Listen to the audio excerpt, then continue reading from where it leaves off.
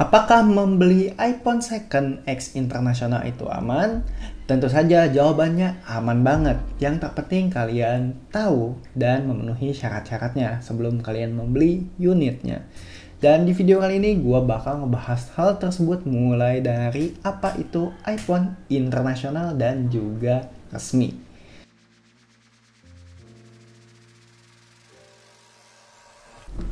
Nah, kalau ngomongin iPhone, smartphone dari Apple ini kadang-kadang membingungkan juga ya.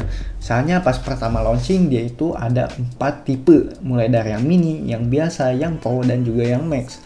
Lalu misalkan kita mau beli, itu dibagi lagi. Ada yang barang resmi dan juga barang internasional. Dan kalau kita mau milih barang internasional itu dibagi lagi cuy. Ada international black market dan juga internasional yang resmi. Berarti misalkan kita pengen milih atau pengen beli gitu satu unit iPhone, kita tuh bakal dikasih 3 pilihan. Mau yang resmi, bener-bener resmi, resmi internasional, atau enggak resmi black market. Nah, itu sangat membingungkan sekali. Apalagi kalau kalian yang mau membeli second. Second itu ada 3 pilihannya plus 1. Plus satunya itu adalah internasional yang direkondisi juga. Itu ada 4 pilihan, 4 macam pilihan. Nah, kalian harus berhati-hati ke yang satu ini nih, yang iPhone X internasional tapi dia udah direkondisi alias part-partnya itu udah diupdate atau diperbaharui. Ya sebenarnya diupdate-nya itu demi kebaikan ya, biar iPhone-nya itu ini ya fungsinya berjalan normal kembali. Tapi itu merupakan suatu kekurangan, apalagi kalau kalian yang ini ya beli unitnya yang murah tapi dapat rekondisi, ya itu menurut gua ngerugiin amat ya, ngerugiin sekali gitu ya. Apalagi kalau ada kerusakan di waktu-waktu mendatang.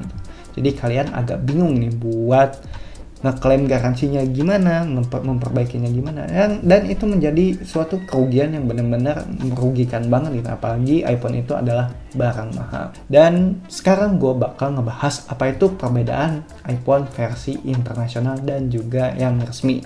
Nah, kalau iPhone resmi adalah iPhone yang udah melewati beberapa peraturan yang udah dibuat pemerintah ya, dan juga undang-undang gitu ya.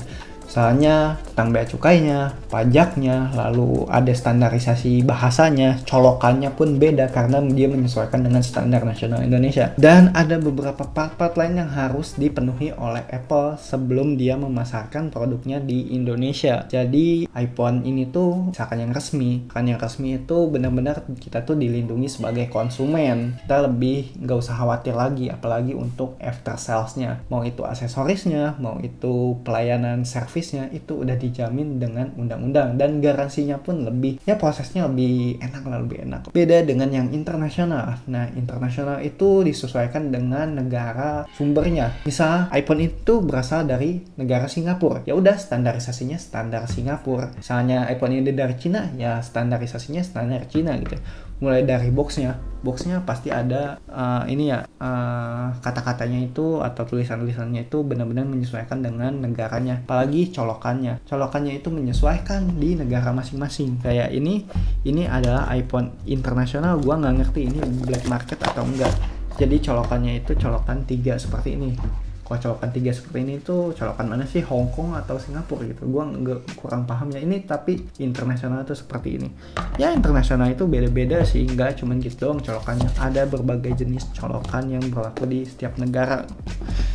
Lalu untuk ngomongin harga, misalnya kalian membeli iPhone internasional, nah harganya biasanya internasional itu lebih murah daripada yang Indonesia. Kenapa? Soalnya ya kalau yang Indonesia itu ada beberapa pajak tambahan yang dibebankan ke konsumen, misalkan ada pajak barang mewah gitu ya. Gue juga nggak tahu kenapa harus dibebankan gitu, tapi itu tuh bisa membuat harga iPhone-nya itu melambung, melebihi harga standar rata-rata dunia. Ya mungkin itu sih yang menjadi perbedaan, tapi walaupun agak mahal, after sales-nya itu benar-benar dijamin oleh Apple-nya. Lalu misalnya kalian beli yang internasional, pasti harganya itu agak sedikit miring. Dan kalau kalian beli yang black market, ya harganya itu lebih miring lagi cuy, lebih miring lagi. Ya tapi after sales-nya itu nggak terjamin. Dan yang ngejamin katanya mah cuman distributor doang ya. Jadi kalau garansi distributor itu agak susah kita ngeklaimnya kalau ada kerusakan di masa mendatang. Jadi ya kalau udah rusak ya udah rusak aja gitu. Jadi agak riskan di sebelah situnya sih sebenarnya. Tapi tenang aja kok, tempat servis yang pihak ketiga itu banyak. Ada iColor, lalu ada yang perintil-perintilan di Roxy gitu, atau enggak di toko-toko handphone itu bisa sih benerin iPhone-nya. Tapi seenggaknya sih kita kan pengen HP itu ya pengen HP yang aman. Apalagi misalkan kalau yang ngomongin yang black market itu atau yang internasional itu, kita tuh harus mendaftarkannya ke Kominfo juga. Emailnya itu harus terdaftar. Dan kalau enggak ya kita nggak bisa ngegunainnya buat komunikasi, alias si jaringannya itu terblokir. Jadi kita cuma pakai wifi doang gitu ya buat interaksi dengan si iPhone-nya. Itu kerugian banget sih. Dan kalau kalian beli second, misalnya ininya kalian beli second, sebenarnya aman-aman aja sih. Tapi kalian harus mengetahui nih, second internasional itu ada banyak. Ada yang second resmi, habis itu ada second yang benar-benar ilegal atau black market. Itu agak sedikit mengkhawatirkan sih, tapi harganya murah. Sebenarnya sebanding sih, resiko dan juga harga. Yang terpenting kalian harus mengetahui dan juga kalian harus benar-benar ngeinspeksi gitu ya, apakah si unitnya itu bagus atau enggak. Jadi kalau kalian pengen ngecek iPhone, gue udah bikin videonya yang bisa kalian akses di pojok kanan atas. Di situ gue sharing bagaimana sih cara memilih iPhone, apalagi yang iPhone second, dan apa aja sih yang harus dicek atau diinspeksi.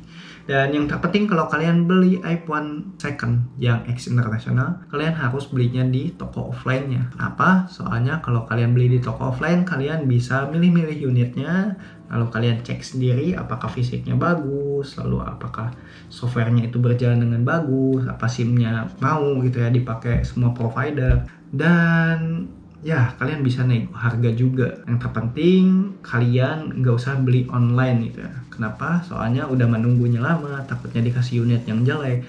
Dan untuk ngeklaim balik misalkan ada kerusakan, itu agak membutuhkan proses dan memakan sedikit biaya, itu biaya tambahan.